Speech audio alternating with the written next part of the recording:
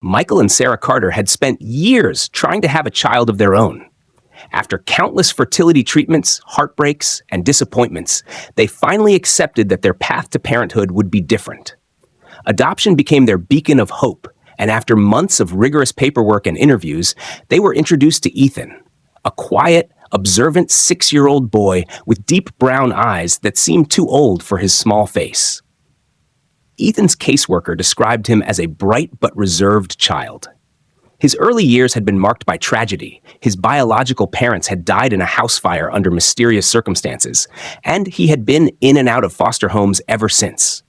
Despite his difficult past, he was polite, well-mannered, and intelligent. He didn't cry or act out like other children in the system. Instead, he watched, listened, and responded only when necessary. Sarah fell in love with him instantly. The moment she saw his small hands gripping the edges of his chair as he met them for the first time, her heart ached for him. Michael was more cautious, but he, too, was drawn to the boy's quiet demeanor. When they asked if he would like to come home with them, Ethan simply nodded. No excitement, no hesitation, just quiet acceptance. The first few weeks were filled with adjustments. Ethan was polite and obedient, never demanding attention or throwing tantrums. He ate his meals without complaint, cleaned up after himself, and never once woke them in the middle of the night. If anything, he was too perfect. He never cried, never laughed too loudly, never acted out. It was as if he was constantly performing, ensuring that he wouldn't be sent away again. Sarah tried to reassure him, often kneeling beside him and stroking his dark hair. "You're safe here, sweetheart. You're home now." Ethan would nod, but never respond. Michael, on the other hand, felt uneasy. Something about Ethan's silence unsettled him. Most children, especially those who had experienced trauma, tended to express their emotions in bursts: anger, sadness, joy. But Ethan was simply still, always watching, always listening. Then the small incidents began. The family dog Max, who had been with them for years, reacted strangely to Ethan. The first time they introduced them, Max had growled low in his throat, his ears flattening. They had assumed he just needed time to adjust, but days passed, and Max refused to go near Ethan. Whenever the boy entered a room, the dog would whimper and retreat to another corner of the house. One afternoon, Sarah found one of her favorite necklaces, an heirloom from her grandmother, snapped in half and tucked beneath Ethan's bed. When she asked him about it, he simply blinked at her and said, "I don't know." Michael started waking up in the middle of the night with an unsettling feeling, like someone was watching him. Once he swore he saw a shadow in the hallway just outside their bedroom, but when he turned on the light, no one was there. Then there was the incident with Lily. Sarah had miraculously become pregnant a year after Ethan's adoption, and though the pregnancy had been unexpected, they had embraced it as a blessing. Lily was born healthy and bright-eyed, her laughter filling their home in a way they hadn't realized they were missing. Ethan, however, didn't seem to share in their joy. He would stare at Lily's crib for long stretches of time, expression unreadable. When Sarah or Michael held her, his eyes would follow, dark and unreadable. One evening, Sarah found him in Lily's room, standing over the crib. He wasn't touching her, just watching. "Ethan," Sarah said softly, stepping inside. He turned slowly. "She's so small." Sarah forced a smile. "Yes, she is. She's your little sister." Ethan didn't respond. He simply looked at Lily one last time before walking out of the room. That night, Sarah lay awake beside Michael, staring at the ceiling, unable to shake the feeling that something was deeply, terribly wrong. Ethan adjusted quickly to life in the Carter household, or at least, that's how it seemed. He was quiet, well-behaved, and never once threw a tantrum like most children his age. He ate whatever was placed in front of him, completed his schoolwork without complaint, and followed every rule Sarah and Michael set. At first, Sarah thought they had been blessed with the perfect child. But something about Ethan's silence unsettled her. It wasn't the shyness of a boy adjusting to a new home. It was something else. It was the way he never asked for anything. The way he watched. Michael was less concerned. "He's just getting used to everything," he told Sarah one night as they lay in bed. "He probably doesn't want to mess up and get sent back." Sarah nodded, wanting to believe that was all it was. But then the small things started happening. The first time she noticed it, she had been alone in the house while Ethan was at school.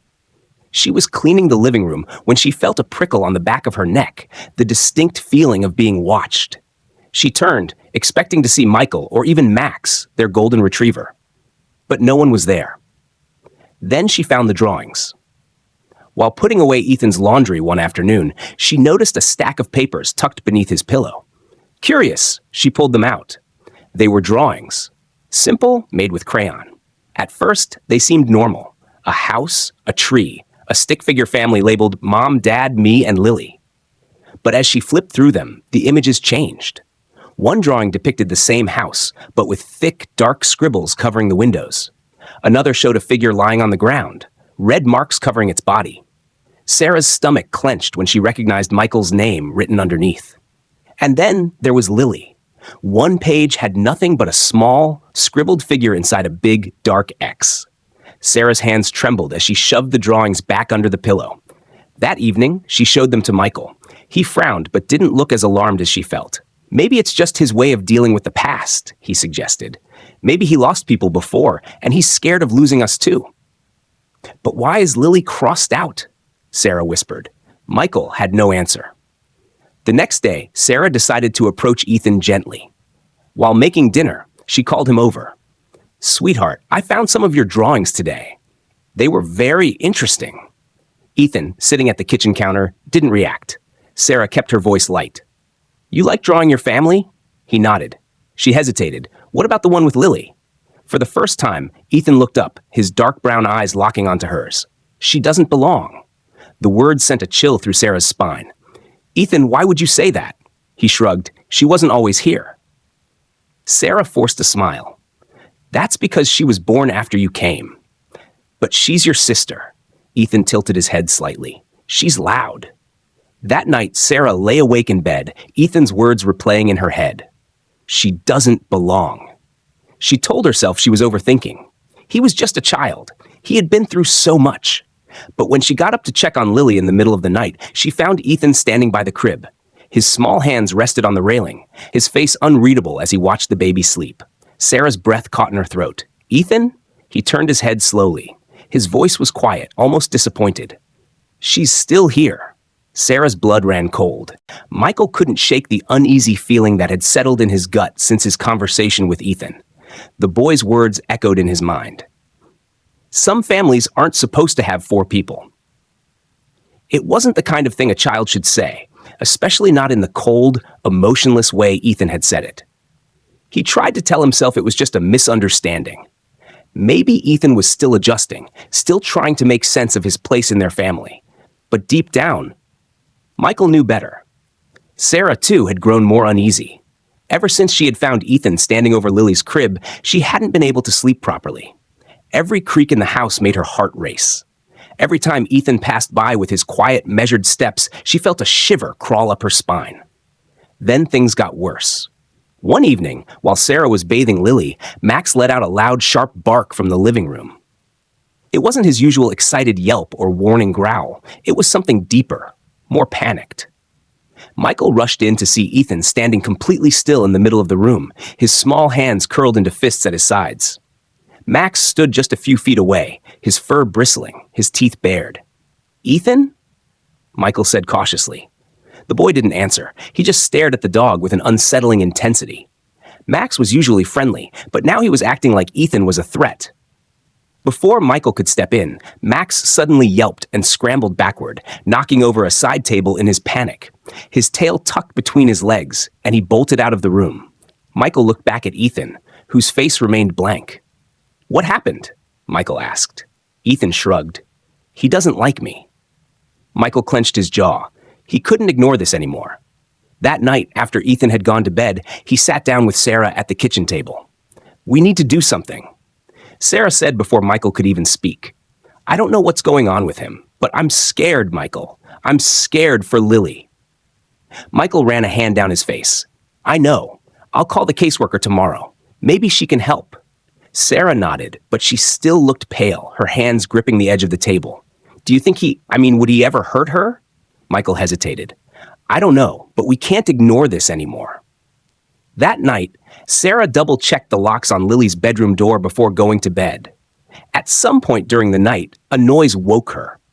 It was faint, a soft creaking sound, like footsteps moving slowly down the hallway. Her breath caught in her throat. Michael was still asleep beside her. Heart pounding, she reached for her phone, checking the baby monitor. The grainy screen showed Lily sleeping soundly in her crib. Nothing seemed out of place. Then she noticed it. The door to Lily's room was slightly open. Sarah's breath hitched. "I locked it. I know I did." She shook Michael awake. "Michael, wake up!" The door? A sudden cry from Lily's room made her blood turn to ice. Michael was out of bed in seconds, racing down the hall. Sarah followed, her heart in her throat. They burst into the nursery. Lily was awake, whimpering, her tiny hands curled into fists. She was unharmed. But Ethan was standing beside the crib. His small fingers rested lightly on the railing, his dark eyes fixated on the baby. He didn't even flinch when Michael stormed in. "Ethan!" Michael's voice was sharp, but the boy didn't move. Sarah scooped Lily into her arms, holding her close. "What are you doing in here?" she demanded, her voice shaking. Ethan finally turned to face them. His expression was calm, too calm. "I just wanted to see." "See what?" Michael snapped. Ethan blinked. Then, in a voice barely above a whisper, he said, "What it feels like to take someone away." A heavy silence filled the room. Sarah clutched Lily tighter, taking a step back. Michael swallowed hard. "Ethan, go to your room. Now."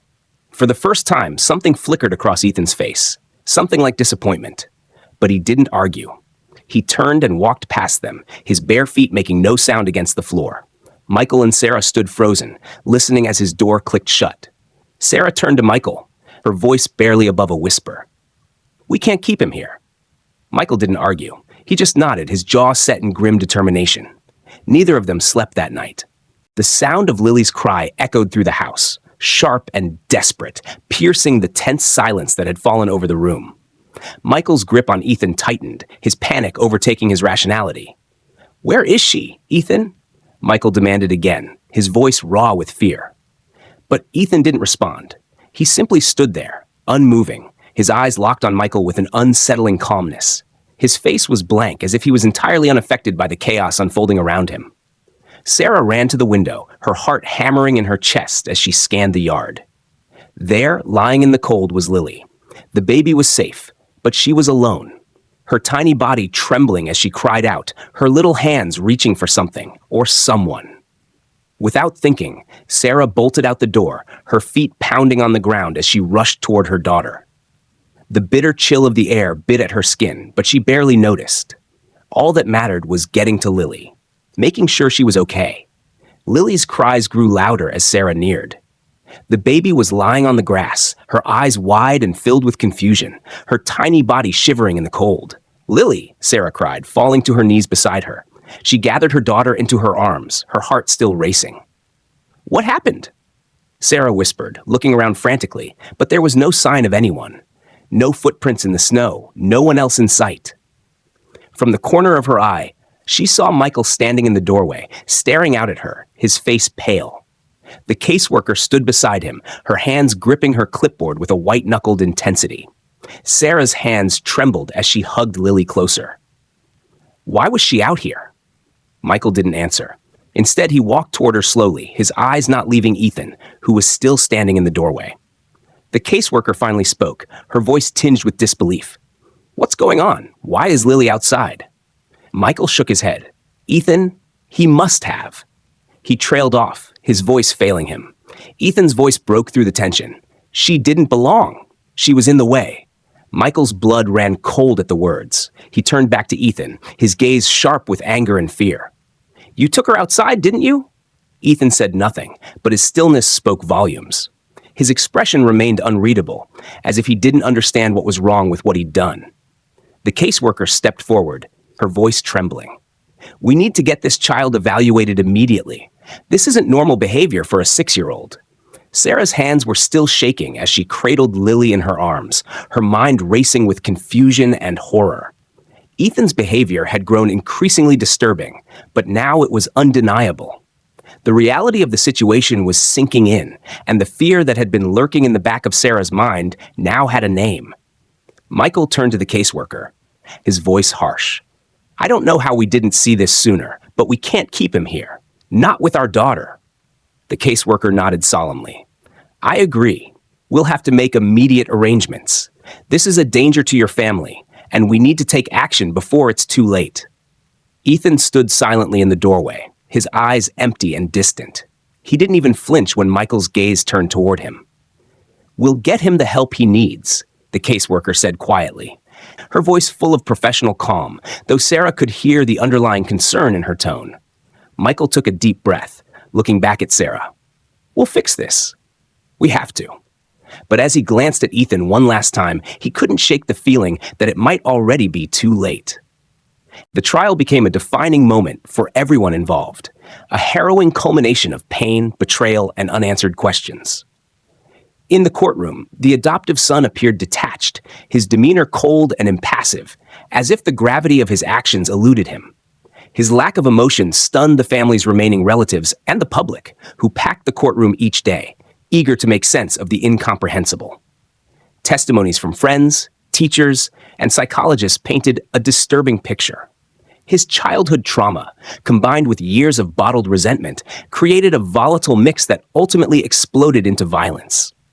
The defense argued his upbringing in foster care left lasting psychological scars, presenting evidence of neglect and abuse before his adoption. They pleaded for leniency, claiming his actions were rooted in untreated mental health issues rather than pure malice. The prosecution, however, presented a chillingly different narrative. They highlighted his calculated behavior, his growing fascination with violence, and his meticulous planning in the weeks leading up to the murders. His internet search history revealed troubling searches about criminal cases, weapons, and methods of murder. It was not a crime of passion, they argued, but a premeditated act driven by greed and anger. The family's wealth became a central point, with prosecutors alleging that the son saw them as obstacles to his financial gain. The adoptive parents, who had once showered him with love and support, were reduced to mere means to an end in his eyes. The trial's emotional climax came when a family friend took the stand, recounting the warmth and generosity of the victims. Their testimony painted a vivid contrast to the son's betrayal. Many in the courtroom wept openly, struggling to reconcile the boy they had seen grow up with the man on trial. Meanwhile, the son's defense team brought in psychologists who detailed his struggles with attachment and trust, arguing that his trauma clouded his judgment and left him incapable of forming healthy relationships. This humanized him to some, but for most, it was too little, too late. When the verdict was finally read, guilty on all counts, there was a collective sigh of relief. The judge sentenced him to life in prison without the possibility of parole, stating that his actions demonstrated a disregard for life that society could not tolerate. But the decision did little to ease the lingering grief. The courtroom emptied, but the wounds remained raw. For the surviving family members, there was no closure, only the grim reality of living without their loved ones. In the aftermath, the community wrestled with the tragedy's deeper implications. Conversations arose about the challenges of the foster and adoption system, particularly the need for better mental health resources for children with traumatic pasts. Some questioned whether the family had been given enough support to navigate their son's emotional struggles. Others, however, placed the blame squarely on the son, refusing to absolve him of personal responsibility. Years later, the home where the murders took place remains abandoned, a haunting reminder of the events that shattered a seemingly perfect family. Those who knew them struggle with conflicting emotions, grief, anger, and guilt for not recognizing the warning signs. The case became a somber cautionary tale, a reminder that even the deepest acts of love cannot always heal the wounds of a broken past.